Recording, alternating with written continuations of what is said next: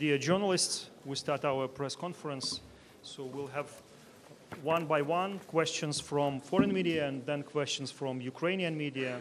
So first question is to Wall Street Journal, please.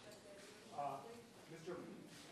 Secretary General, you said this is not military exercise, but do you think that it's likely to be perceived in Moscow and elsewhere as a military exercise? And Mr. President, do you want to see NATO do an explicit military exercise here in Ukraine? Would that improve the security? So this is a civilian exercise, and I think you all witnessed that. This is an exercise about rescue, it's about saving lives, and it's very important to exercise and to increase also the ability of different nations, NATO allies and partner countries, to increase their ability to work together. So we have been absolutely transparent about what this exercise is about. We are exercising something which is of great importance both for Ukraine and for many other NATO allies and partners, and there is no reason to create any misunderstanding about this exercise because it is a civilian preparedness rescue exercise. Thank you very much indeed, Secretary General. The presence of such a big numbers of journalists is the exact evidence that we are completely open and transparent. And every one of you can see that this is completely civilian exercise, but very symbolic, because this is the first time in our cooperation between Ukraine and NATO we have this type of exercise with the participation more than 1,100 participants, more than 34 countries which participate in this exercise, and this is real civilian exercise for our services of emergencies. But we are interested in different forms of exercises which increase our coordination and cooperation with NATO. And I think this is only have a positive effect. And when we plan this possible type of exercises, we would be the same open, and we invite the same number of journalists. Thank you. Інтерфакс Україна, прошу запитання. Mr. President, how would you comment on blockade, on trade blockade on the administrative boundary with Crimea, and declarations which we heard from Odessa that local activists want to block the same way the border with Transnistria?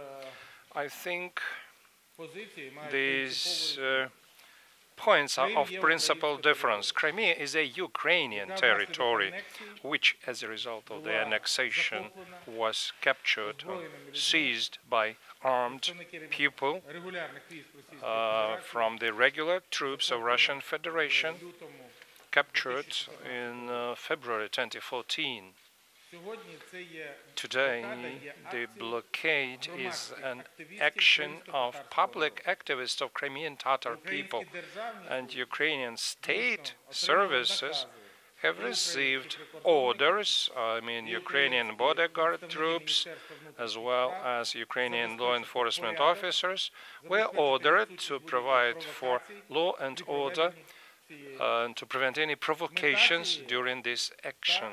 The aim of this action is, as I said yesterday in my interview, Ukraine will do everything possible in order to provide for the quickest possible restoration of Ukraine's national sovereignty over Crimean land. Nothing more. Transnistria is not part of Ukraine. We cannot compare these activities. I think this will go beyond my comments. France Press, please. France Press. The first question is about the Russian army presence in the eastern Ukraine. According to NATO, are there still Russian troops in the conflict area, and if yes, how many? And the second question is about the ceasefire. Do you think it's working? And is there still a threat of the escalation of conflict? Thank you. So what we have seen, and I think that the President can elaborate even more on that, what we have seen is that the ceasefire is mainly holding, and this is of course encouraging because that was not the case before. But still, the situation is very fragile. Russia continues to support the separatists. They provide them with weapons, with different kinds of equipment, with training, with forces. So the situation is still fragile. But I welcome the renewed efforts to make the Minsk agreements work. I welcome the fact that the ceasefire is mostly holding. And I very much underline that the path to peace, the way to reach a peaceful, negotiated solution to the crisis in eastern Ukraine is the Minsk agreements. And therefore we need to see full implementation, meaning also that Russia has to stop supporting the separatists in eastern Ukraine. Thank you very much indeed for your question. Yes, we have now, from the 29th of August, we have a very fragile ceasefire. From the time when we have before up to 200 shelling per day, today we have 1, 2, 3, 4, and normally from the light shelling, from the light weapon. Yesterday and today, we do not have any casualties, neither wounded nor killed. And I just want now, in front of you, want to open the report which I have from our general staff. We have a 0 shelling today, 0 shelling, and 0 losses from combat. And of course, if you approach from this point of view, this is very effective and very important. But does this situation with the ceasefire can bring us to the peace? This is very necessary, but not enough component. Because for having peace and stability, for the de-escalation of the situation, we need to remove any Russian and Russian-backed terrorists from Ukrainian territory. We should close the border. We should launch the political process and election under the Ukrainian legislation which will meet the standard ODIHR of the OSCE. This election should be free and fair, and political, humanitarian, economic, infrastructural, security dialogue, which is the significant and considerable part of the Minsk process, can bring this situation on the east of my country to the de-escalation and bring the peace to this land. Thank you. Kyiv Post, будь ласка. Johannes Sanderson, the Kyiv Post. Mr. President, Mr. General Secretary, in 2008, Ukraine and Georgia was left in a very vulnerable situation.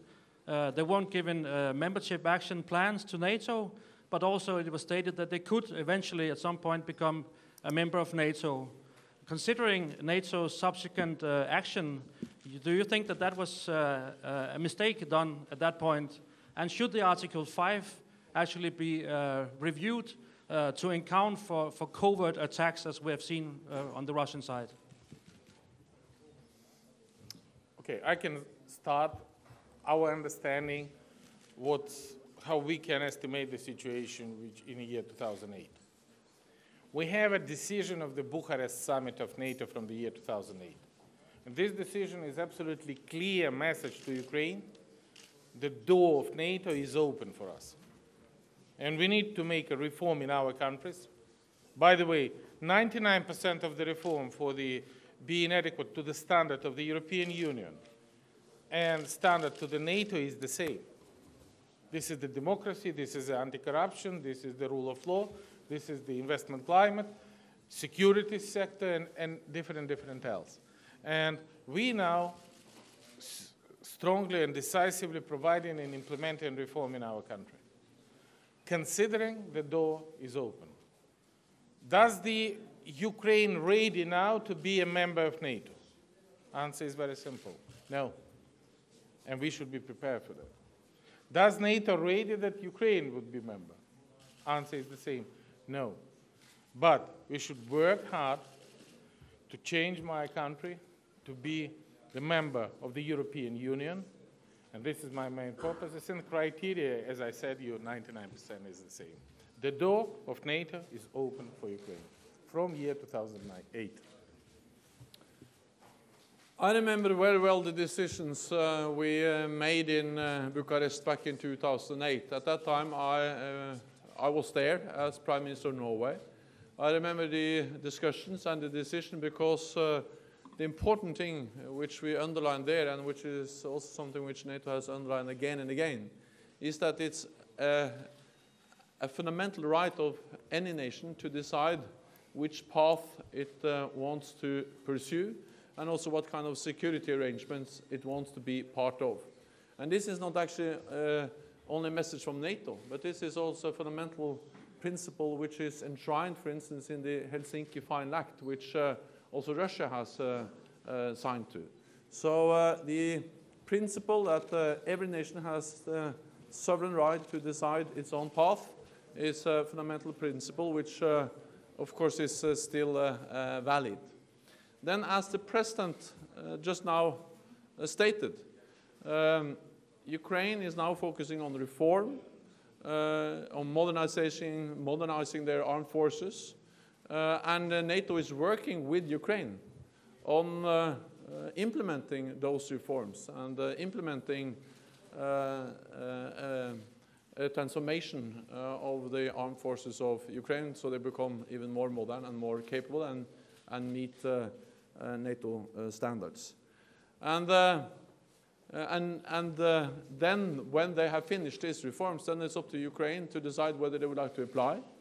And if Ukraine applies, then of course we will assess an application from Ukraine in the way we will assess any other application. So I can't see that this is a problem now, because it is a very clear principle. And then Ukraine is moving forward, and we are developing the partnership together with Ukraine, enabling Ukraine to modernize and to reform. And two last questions. Голос України, будь ласка. Mr. President, in spite of the Minsk agreements, the so-called Lugansk and Donetsk People's Republics announced that they will have their own elections on the 18th of October and the 1st of November. What will be the reaction of Kyiv if they go ahead with this? The reaction will be the same as it was to the fake elections, which run counter to the international law and Ukrainian legislation and have no legal consequences. These elections will not be recognized by anybody in the world because they will be just fake elections. They are not elections per se. They're not free and fair. They fail to meet OSCE standards, and they clearly run counter to the Minsk agreements. Another point is that this creates a serious threat to the Minsk agreements, and just like elections of the 2nd of November damaged the Minsk Protocol and Memorandum of September. And I would like to remind you that the first Minsk Protocol was concluded on the day of the NATO summit in Wales. So I believe that likewise these decisions will be viewed as totally irresponsible and will harm the Minsk process. Our vision of the situation is very simple. The elections should be based on the Ukrainian legislation. We have communicated the election law to them.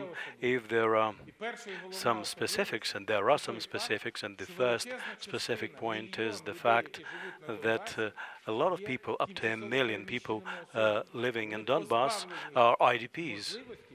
And they have no opportunity to vote. The best pro-Ukrainian people who were forced to leave Donbas, according to this law, are disenfranchised, which means that the results of the elections will be distorted. Therefore, we stand ready for discussion, but these specifics should envision clear compliance with ODIHR and OSCE principles. At the trilateral group meeting, which will take place tomorrow, we had a representative from the ODIHR, and he expressed a position which totally coincides with the Ukrainian vision, and we said that we want the elections in Donetsk and Luhansk be properly prepared. And in terms of Ukrainian political parties, the operation of election commissions, we want to remove the armed people from the streets, because we cannot have elections at the barrel of a gun. There should be transparency, and everything should be done to make sure that the result of these elections, we should have no Russian troops in our territory, the border be restored, and Ukrainian sovereignty be revived. Europa Press, the last question, please.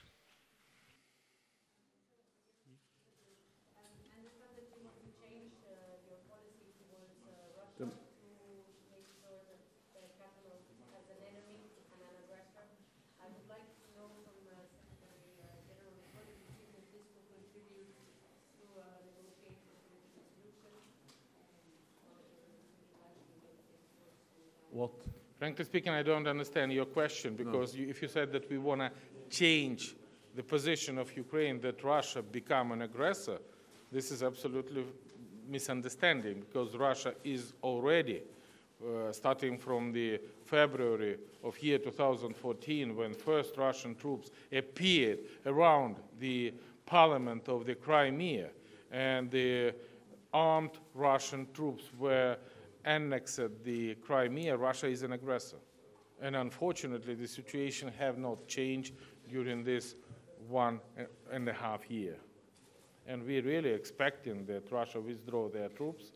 We close the border, and we would provide the effective policy for the de-escalation situation in Ukraine. But the problem is not only in Ukraine.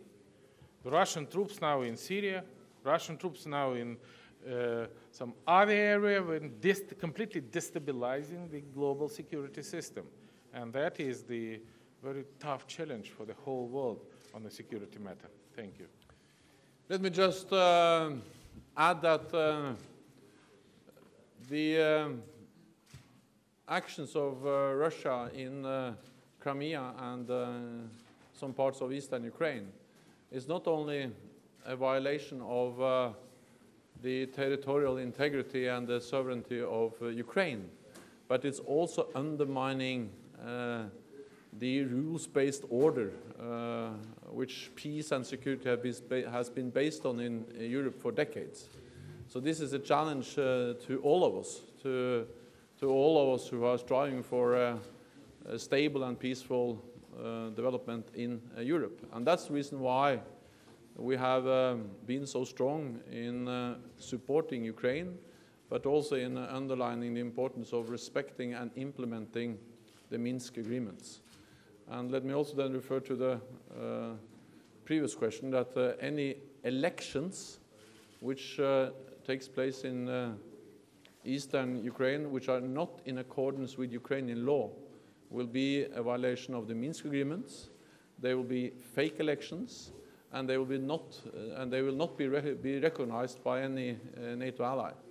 So the important thing is that the elections has to be in accordance with the Ukrainian law, and that is an important part of the full implementation of the Minsk agreements, which is the best way of solving the crisis in eastern Ukraine. Дякуємо дуже. Thank you very much. Thank you.